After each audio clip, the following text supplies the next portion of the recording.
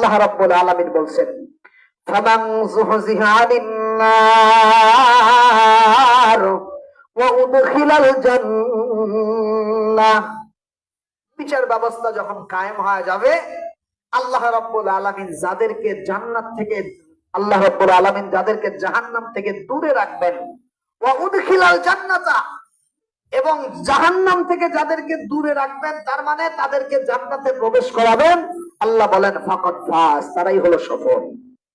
তারপরে আল্লাহ রাব্বুল আলামিন বলেন, আমাল হায়াতুদ দুনিয়া,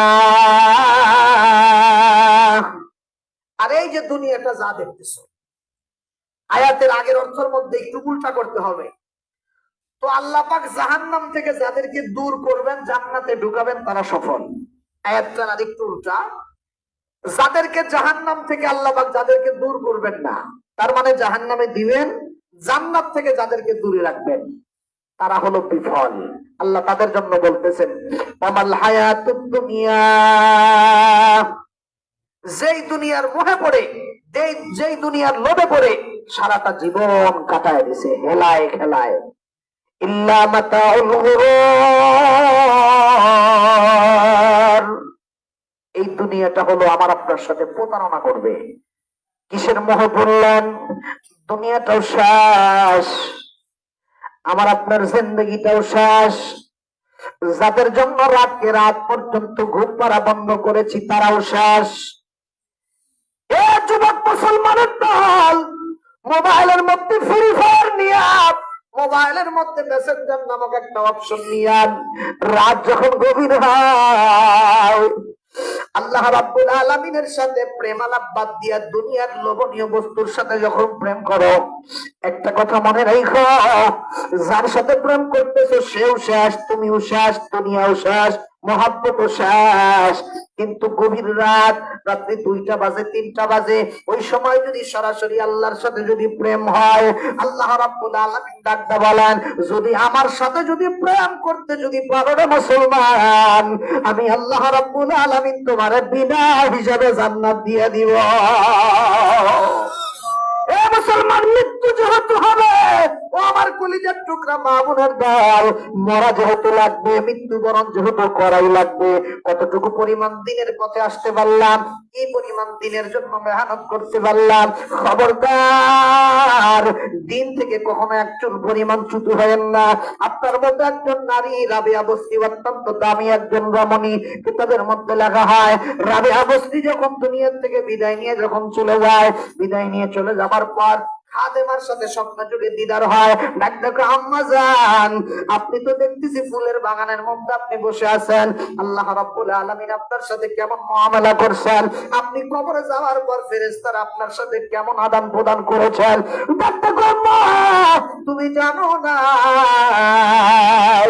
আমার ইন্তেকালের পর মুনকার নাকির ফেরেশতা যখন আমার কাছে যখন চলে আসলো, যখন সলজব যখন করে ফেললো, আমি তখন ডাকতে বললাম, তোমাদের বাড়ি কোথায়? মহিলা মানুষ ডাক ডাকে, তোমরা কোন জায়গা থেকে আসছো? আমরা তো আসছি আরশে আজিম থেকে। ডাক দেখো, আরশে আজিম কত দূর? কয় কি রে, আরশে আজিম কত দূর? এক জমিন থেকে নিয়ে আসমান পর্যন্ত 500 বছরের রাস্তা। আসমানটা মোটা 500 বছরের রাস্তা, আবার ওই আসমান থেকে আর এক আসমান পর্যন্ত 500 বছরের রাস্তা। এরই পরে সে আরশে আজিম 7 তাবক আসমান জমিন পাড়ি দিলে। ডাক দেখে, এত দূর থেকে আসছো? আরে যে তোমাদেরকে পাঠাইছে তার নামটা কি মনে আছে? ফেরেশতা তখন ডাক দেখো, কয় কি? আল্লাহ রাব্বুল আলামিন আমাদেরকে পাঠাইছেন, যিনি আমাদের রব, যিনি আমাদের মালিক। ডাক দেখো, শোনো, এত দূর থেকে আসছো, তারপরে আল্লাহরে বলো নাই? কয় তাই কি আর বলা যায়? ডাক দেখো, শোনো, আমি রাবিয়া বসরি, আমি যখন দুনিয়ার মধ্যে জীবিত ছিলাম, বিছানার মধ্যে যখন ঘুমাইতে যাইতাম, বিছানার মধ্যে যখন ঘুমাইতাম, চক্ষুখানা যখন বন্ধ করতাম, মনের মধ্যে আমার কল্পনা জল্পনা, আমার মালিক কই, আমার মালিক কই। সকালবেলা যখন খাবার খাইতে বসতাম, প্লেটের মধ্যেও খুঁজতাম আমার মালিক কোথায়, আমার মালিক কোথায়। খাবার গুলা খাইতাম আর চিন্তা করতাম, এটাই তো আমার মালিকের দেওয়া রিজিক, নিয়ামত। দেখতাম বারবার, তখন চিন্তা করতাম আমার মালিক আমার জন্য কত সুন্দর বিছানা বাজেট করছে। সেই রাবেয়া বসরি একটা মুহূর্তের জন্য আমি আমার আল্লাহকে জমিনের উপরে থাকতে ভুলি নাই। এত দূর থেকে তোমরা আসার কারণে যদি আল্লাহকে না ভুলতে পারো, মাত্র 3.5 হাত মাটির নিচে আসার পর আমি রাবেয়া বসরি সেই আল্লাহরে কেমন করে ভুলে যাব? ফেরেশতারা একটা দৌড় দিয়ে আল্লাহর কাছে চলে গেল, ডাকতে আম্মা জান। তারপরে কি? ফেরেশতারা ডাকতে বলতেছেন, আল্লাহ এমন একজন রমণীর কাছে পাঠাইছিলেন যেই রমণী আমাদেরকে উল্টা প্রশ্ন করে। বয়ান শেষের দিকে একটু আমার দিকে তাকান, চোখের পানি একটু আমার দিকে তাকান। সেই রাবেয়া বসরিও দুনিয়ার থেকে বিদায়, আবু বকর সিদ্দিকও দুনিয়ার থেকে বিদায়, ওমর ফারুকও দুনিয়ার থেকে বিদায়। বোঝা গেল দামি দামি মানুষগুলা যাদেরকে থাকার এখতিয়ার দেওয়া হয়েছে, তারা যদি থাকতে চাইতেন তাদের ক্ষমতা ছিল, কিন্তু তারা থাকেন নাই। আমার আপনার কোনো ওই রকম কোনো পুঁজি নাই, এমন ভাবে ধরবে যেই ধরার মতো কোনো জায়গাটাও নির্ধারিত নাই। কথা কোন ঠিক না বা ঠিক? হাসপাতালে আছি মনে করি, টিভি দেখতেছি, ওর মধ্যে কি মালাকুল মউত আসতে পারে না? ওই সময় যদি মৃত্যু হয়ে যায়, আর কি আর কোনো সাক্ষীর কোনো দরকার আছে? কোনো সাক্ষীর কোনো দরকার নাই, প্রমাণের। কারণ যে টাইমে আজরাইল এসে ধরছে একদম সামনাসামনি। কিসের সামনাসামনি? বলে স্টার জলসার সামনাসামনি এসে ধরে ফেলেছে, আর কোনো উপায় নেই, উপায় নাই। নাটক ফাটক যাই দেখি, একটা বার একটু ভাবেন, মানুষ যদি এতটুকু কথা যদি একটু নিজের মধ্যে ধারণ করে যে আমার আল্লাহ রাব্বুল আলামিন সব জায়গায় বিরাজমান, আপনি দুনিয়ার সকলের চোখ আপনি অর্থাৎ ফাঁকি দিতে পারবেন, আল্লাহ রাব্বুল আলামিনের চোখ ফাঁকি দেওয়ার মতো সিস্টেম আছে? নাই। এতটুকু ইয়াকিন যদি মনের মধ্যে থাকে, ওই মানুষের দ্বারা আর সামনে থেকে কখনো গুনাহ হতে পারে না। আযান দিছে, আপনি জানেন এখন নামাজের টাইম, আপনি জানেন এটা, কিন্তু ওই টাইমেও যদি আপনার ইয়াকিন থাকে যে দুনিয়ার কেউ দেখতেছে না, আমি যে জায়গায় আছি কিন্তু মালিককে একজন দেখতেছে, আরে তুই এমন জায়গায় আসস, কেউ নাই এখানে, তোকে কেউ ডাকও দিবে না যে আইসো মসজিদে যাই, আযান দিছে, কিন্তু নামাজটা যদি বাদ দেস লস তোর। কিন্তু এই জায়গার মধ্যে কেবলমাত্র দেখতেছি আমি আল্লাহ, আর পালানের মতো সিস্টেম নাই। তো মৃত্যুবরণ যেহেতু হবে, দুনিয়ার একটা সিস্টেম আছে। সিস্টেমটা কি? পৃথিবীতে যতগুলা মানুষ আছে মৃত্যুবরণ করাই লাগবে। দুনিয়াতে একটা সিস্টেম হলো আসার সিস্টেম, যাওয়ার কি কোনো সিস্টেম আছে? যাওয়ার কোনো সিস্টেম নাই। ছোট্ট একটা ওয়াকিয়া, এই ঘটনাটা বলেই আমার আলোচনা ইনশাল্লাহ শেষ হয়ে যাবে। আমার ওস্তাদ মাওলানা এনাদেল হুজুর দামাত বরকাতুহুমুল আলিয়া, আপনারা হয়তো শুনে থাকবেন, চোখের পানি একটু ঝরায় ফেলাইবেন ইনশাল্লাহ। এই মাহফিলটা কবুল হওয়ার জন্য একটু চোখের পানির দরকার। আমার ওস্তাদ কুরবানির ঈদের ছুটি দিবে ছাত্রদেরকে। যখন মাদ্রাসা থেকে ছুটি দেওয়া হয়, তখন ওস্তাদ ছাত্রদেরকে কিছু ওয়াজ নসিহত করে তারপর ছুটি দেয়। কেন? কারণ হলো যে একটা সপ্তাহ 10-12 দিন বাড়িতে যে থাকবে, এই বাড়িতে থাকা অবস্থায় যেন এক ওয়াক্ত নামাজও যেন বাদ না যায়, এই মেডিসিন তো দিয়ে দেয় প্রত্যেকটা মাদ্রাসাতে। আমার ওস্তাদ তখন কুরবানির ঈদের আগ দিয়ে যখন ছুটি হবে, ক্লাসের মধ্যে ডাক দিয়ে হুজুর তখন বয়ান করতেছিলেন, শোনো, এই যে এখন তুমি আছো, বাড়ি পর্যন্ত যাইবে কিনা এই গ্যারান্টি নেই, আবার একটা সপ্তাহ থাকবে, মাদ্রাসা পর্যন্ত আবার ঘুরে আসতে পারবা কিনা এই গ্যারান্টি কি আছে? নাই। হুজুর বলেন, আমি তোমাদেরকে ছোট্ট একটা ঘটনা বলবো, এই ঘটনার আঙ্গিকে যদি তুমি নিজেকে চিনতে পারো তো নামাজ ছেড়ে দাও, তাহলে নামাজ ছাড়বা না। যদি নিজেকে তুমি যদি চিনতে না পারো, তাহলে তোমার দ্বারা সবই সম্ভব। হুজুর তখন বললেন, আমি বসুন্ধরা মাদ্রাসায় ছিলাম, মাদ্রাসা থেকে যখন চলে আসলাম, দীর্ঘদিন পর আমার এক বন্ধুর সাথে দেখা হওয়ার পরে দেখা করলাম, আমি যত ইয়ারকি পূর্ণ কথা বলি আমার বন্ধু হাসে না। কি ব্যাপার দোস্ত, তুমি হাসো না কেন, ঘটনা কি? ডাকতে কই, ভাইজান আমি যার জন্য হাসবো আমার হাসিটা সব কাইরে টেরে সব নিয়ে গেছে। কেন, কি হয়েছে তোমার? এত বড় একটা ঘটনা আমাকে বলো নাই, কি হয়েছে আমাকে একটু বলো। ডাক্তার বলতেছেন, ভাই মাওলানা ভাই, আমার যে 4 বছরকার বেটা ছিল, সেই বেটাটা দুনিয়ার থেকে বিদায় নিয়ে চলে গেছে। তো বেটা যখন দুনিয়ার থেকে বিদায় নিয়ে চলে গেছে, মনের মধ্যে আঘাত লাগলো না, কারণ হলো আল্লাহর দেওয়া আমানত আল্লাহ নিয়ে গেছে, কোনো সমস্যা নাই। কিন্তু এমন কিছু রোগ আছে যেই রোগীগুলা মাইরাও যায় মইরাও যায়, কথা কোন ঠিক না ঠিক? যেমন মরণ ব্যাধি ক্যান্সার। ডাক্তার বলতেছেন আমার 4 বছরকার বেটা, টাকা গেছে যাক, আমার বেটাও গেছে যাক, কিন্তু এমন কিছু স্মৃতি আমার বেটা আমার বানায় দিয়ে গেছে, সারাটা জীবন আর ভুলতে পারবো না। ডাক্তার কয় 4 বছর, তুমি তখন মাদ্রাসায় ছিলা। আমার বেটা একদিন রাত্রি 1টার সময়, খুব নিয়ে এলাকা তো, শিল্প এলাকা, রাত্রি 1টার সময় আমার ডাক্তার বলতেছেন বাবা আমার একটু ফল খাইতে মন চাইছে। ঠিক আছে, দৌড় দিলাম। ডাক্তার তো আগেই বলে দিয়েছে ও যা খাইতে চায় ওরে খাওয়ান। তার মানে ডাক্তার সিগন্যাল দিয়ে দিছে যে আপনার বেটা আর দুনিয়াতে থাকতে পারবে না। বাবা প্রত্যেকটা টাইমে বাবা সন্তানের জন্য চোখের পানি ঝরায়। কারিগর মানুষ সকালবেলা হাটে যাবে, রাত্রি ভর কাপড় গুলা যখন ইস্তারি করতেছিল আর চোখের পানি দিয়ে কাপড় গুলা ভিজে যায়, হঠাৎ করে রাত যখন 1টা বাজে বাবা কাপড় তুলতেছে, ইতিমধ্যে বেটা বিছানার থেকে ডাক্তার ঘাটতো, এই মুহূর্তে যদি একটু আপেল হইতো আমি একটু খাইতাম। বাবা এক মুহূর্তে দেরি করেন নাই, ইস্তারিটা বন্ধ করে মোল্লাপাড়া চলে আসলেন, মন্ডলপাড়া চলে আসলেন। আসার পর টাকা দেখে একটা দোকানও খোলা নাই। মুহূর্তের মধ্যে পরিচিত দোকানদারের বাড়ি চলে গেল। ডাক্তার কয় ভাইজান তোমার যতই কষ্ট হয় আমার একটু আপেল দেওয়াই লাগবে। কোন কোন ঠান্ডা, ঠান্ডার মধ্যে দিয়ে যখন লোকটাকে যখন নিয়ে আসলাম, দোকান খুললো, আমার জন্য ফল দিয়ে দিল আমার বেটার জন্য। ফলগুলা নিয়ে যখন আমি বাড়িতে গেলাম, আমার বেটার হাতের মধ্যে দিলাম,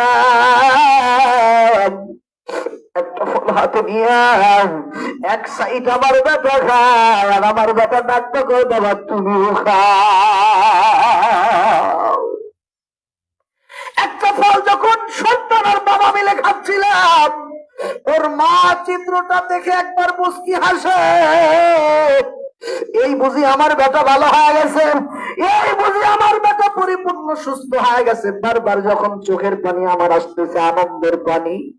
হঠাৎ করে আমি যখন ডাক্তার বললাম ভগবান এখন তোমার কেমন লাগে? ডাক্তার আব্বা ভালোই লাগতেছে, আমার কোনো অসুবিধা নাই, বুকের মধ্যে আর কোনো ব্যথা লাগতেছে না। ফলগুলা যখন খাচ্ছিল, আমি পরের দিন যখন হাটে যাব, হাটে যাবার জন্য যখন আমি কিছু কমপ্লিট করলাম, কাপড়ের পেটিগুলা যখন বেতন দিয়ে যখন বান্ধা ফেলাইলাম, ইতিমধ্যে হাটের জন্য রওনা দিব। ইতিমধ্যে আমি একটু বাহিরে গেছি একটা কাজে, ওর মা কিচেন রুমে রান্না করতেছিল। এমন সময় ঘরের মধ্যে থেকে আমার 4 বছরকার বাচ্চা খাটের উপর থেকে এত জোরে একটা জাম করেছে, নিচে ঠান্ডা ফলর পাকা ফলরের মধ্যে পড়িয়া যায়। কাপড়ের কাপড়টা উঠোনের মধ্যে চাঙ্গা দিয়া ফালায় দিয়া মুহূর্তের মধ্যে যখন আমি ঘরের মধ্যে যখন ঢুকলাম, ঘরের মধ্যে ঢোকার পর তাকায় দেখতেছি আমার বেটা ফ্লোরের মধ্যে গড়াগড়ি করতেছে। আমার বেটা ফ্লোরের মধ্যে কি করে আসলো? এত দূরে খাট, খাটের থেকে ফ্লোরের মধ্যে কি জন্য বেটা কান্দে আর গড়াগড়ি দেয়? ডাক্তার বললাম বাজান বুকের মধ্যে কি ব্যথা পাইছো নাকি? বুকে ব্যথা শুরু হয়ে গেছে নাকি? ডাক্তার কয় বাবা আমার একটু শক্ত করে ধরো, আমার একটু শক্ত করে ধরো। আমার 4 বছরকার বেটা যখন এমন কথা যখন বলে, আমার একটু আবার শক্ত করে ধরে, আমারও শক্ত করে ধরে, আমি বেটারও শক্ত করে ধরি। বারবার এদিকে তাকায়, আবার মুখটা ফিরে নিয়ে আবার বুকের মধ্যে দেয়, আবার এদিকে তাকায়, বারবার মুখটা ফিরে নিয়ে বুকের মধ্যে দেয়। ডাক্তার বললাম বাজান ওই দিকে কি দেখা যায়? বারবার ওই দিকে তাকায়, ঘটনাটা কি, ওই দিকে কি আছে? ডাক্তার বলতেছেন বাবা গো এমন একজন মানুষকে দেখতেছি যে মানুষটার কন্টির মধ্যে জীবনে দেখি না। বাবার বুঝতে বাকি নাই, যদিও আমি দেখতেছি না, কিন্তু আমার কথা দেখে বাবার আর বুঝতে বাকি নাই। বাবা ডাক দেখো তাড়াতাড়ি মাথার নিচের থেকে বালিশটা সরায় দাও। কলিজার টুকরা সন্তানকে যখন শোয়ায় দেয়, শোয়ানোর পরে ডাক দেখো বাবা তুমি আমার কাছ থেকে যাও না, এই মানুষটারে জীবনে দেখি নাই, এই মানুষটা দেখতে বিকট আকৃতি, দেখতে খুব একটা ভালো দেখা যায় না। ও আমার বন্ধুগণ, এমন ভাবে কত যখন আমার ওস্তাদ যখন বয়ান করলো, আমার ওই বন্ধু কথা বলতে বলতে চোখের পানি ছেড়ে দিল। এক পর্যায়ে আমার বন্ধুকে যখন শান্ত করলাম, ডাক দেখো ভাইজান মুহূর্তের মধ্যে আমার সন্তানটা দুনিয়ার থেকে বিদায় নিয়ে চলে গেল। এরে মুসলমান, মৃত্যুর যন্ত্রণা অত্যন্ত কঠিন। আমার ওস্তাদ বলতেছেন 4 বছরকার বাচ্চা যার আমলনামার মধ্যে কোনো গুনাহ নাই, 4 বছরকার বাচ্চা যার আমলনামার মধ্যে গুনাহ নাই, ওই বাচ্চাটা মালাকুল মউত আজরাইলের চেহারা আকৃতি দেখে যদি এত ভয় পায়, আমার আমলনামার মধ্যে মোবাইলের গুনাহ, আমার আমলনামার মধ্যে চোখের গুনাহ আছে, আমার আমলনামার মধ্যে হাতের গুনাহ আছে, আমার পুরা ডেড বডির একটা গুনার খাতা আছে। এই খাতাগুলো নিয়ে আমি আপনি এখনো বসে আছি। মুহূর্তের মধ্যে যদি মালাকুল মউত এসে যায়, আর কি কোন ওই ছোট্ট বাচ্চার সাথে যে আকৃতি, আমার সাথে কি ওই আকৃতি হবে? আমার সাথে আরো বিকট আকৃতি হবে। মরা যেহেতু লাগবে, এখন থেকেই মরার জন্য, এখন থেকে পরিপূর্ণ ঈমান নিয়ে কবরে যাওয়ার জন্য, পরিপূর্ণ ঈমান নিয়ে কবরে যাওয়ার জন্য প্রস্তুতি গ্রহণ করা দরকার। এজন্য কবি তার একটা গজলের মধ্যে বলেছেন, মৌত নিদান কালের মন, মৌত নিদান কালের মন, দেখবে দু চোখ অন্ধকার, ছাড়তে হবে এ ভাব সংসার, ছাড়তে হবে এ ভাব সংসার। ওরে কি যে কষ্ট হয় মৌতে, মুর্দা তারা কেউ না বুঝে, বুঝলে পাগল হইতো সবাই, বুঝলে পাগল হইতো সবাই, রাখি মায়ার সংসার, ছাড়তে হবে এ ভাব সংসার, ছাড়তে হবে এ ভাব সংসার। ওরে সাদা কাপড় পরাইয়া রাখবে কবরে শুয়াইয়া, সঙ্গের সাথী কেউ হবে না, সঙ্গের সাথী কেউ হবে না ওই কবরে তোমার, ছাড়তে হবে এ ভাব সংসার। মৌত নিদান কালের মন, মৌত নিদান কালের মন, দেখবে দু চোখ অন্ধকার, ছাড়তে হবে এ ভাব সংসার। ওরে মাটির বিছানা মাটির ঘরে, একা তুমি থাকবে পড়ে,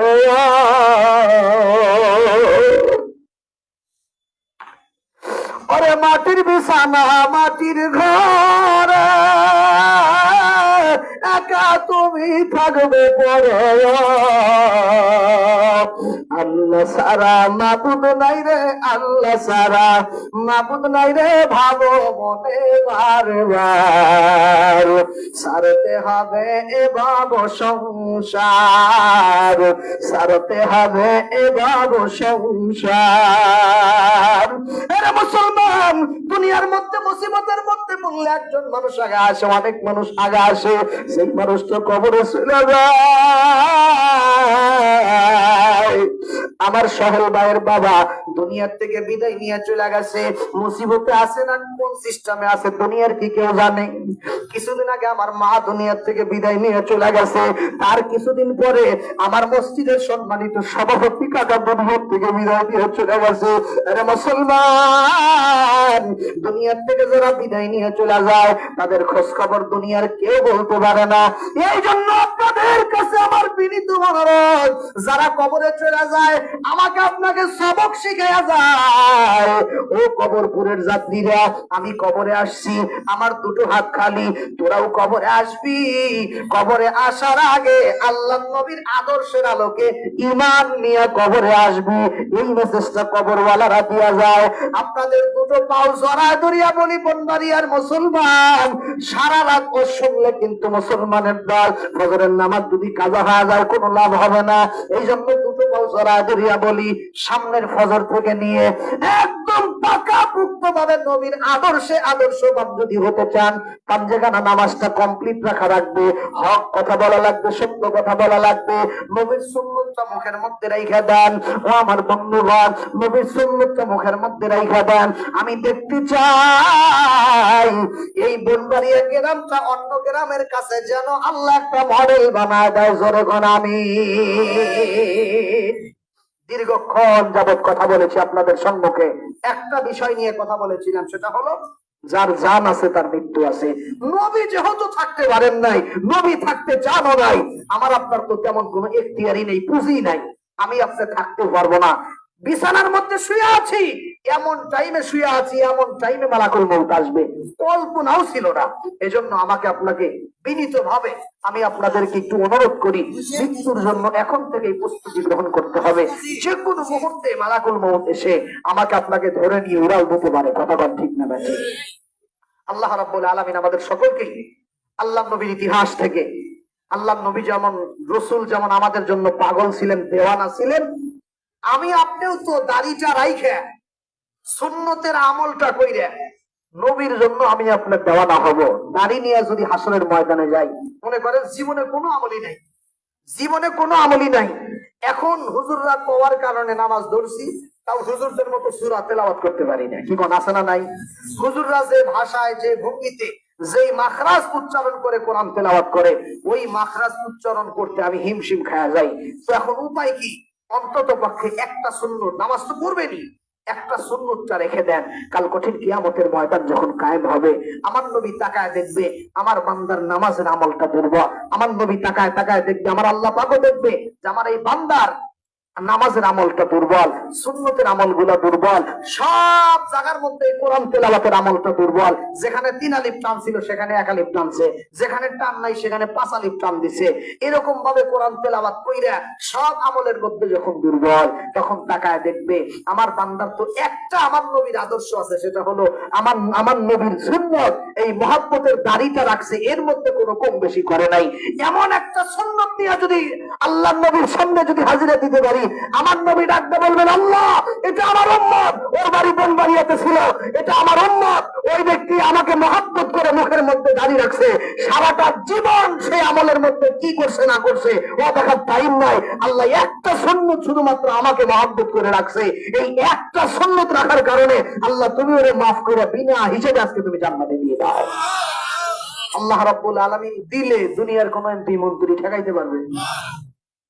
আল্লাহ পাক দিতেও পারেন, আল্লাহ নাও দিতে পারেন। তবে একটা কথা আছে, এই কথাটা আমি সব জায়গার মধ্যেই বলি, এতটুকু বিশ্বাস রাখেন, আল্লাহ নিজে বলছেন এটা, যে আমি মুসলমানদেরকে জাহান্নামে দেওয়ার জন্য আল্লাহ পাক বলছেন যে আমি আমার কোরআনের, বিশেষ করে কোরআনের ধারক বাহক আমি আল্লাহ যাদেরকে বানাবো, কোরআনের জ্ঞান যাদেরকে দিব, তাদেরকে মূলত জাহান্নামে দেওয়ার জন্য আমি আল্লাহ তাদেরকে এই কোরআন দান করে দেই। চিল্লাকন মারহাবা। তার মানে আমার আপনার জন্য আল্লাহ জান্নাত আগেই বাজেট করে রাখছে, মাঝখানে কৃতকর্মের কারণে আমি আপনি ক্ষুদ্র সময় কেন জাহান্নামে জ্বলবো? এজন্য এখান থেকেই নিজের জীবনের গুনাহ মাফ করায় নিয়ে কবরে যাবো ইনশাআল্লাহ। সামনে মাহে রমজান আসতেছে, রমজানটা কাজে লাগাবো, রমজানের মধ্যে অন্তত পক্ষে তাহাজ্জুদের আমলটা স্টার্ট করবো ইনশাআল্লাহ। আল্লাহ আমাদের সকলকে আমলগুলা করার তৌফিক দিন, সকলে বলে আমিন।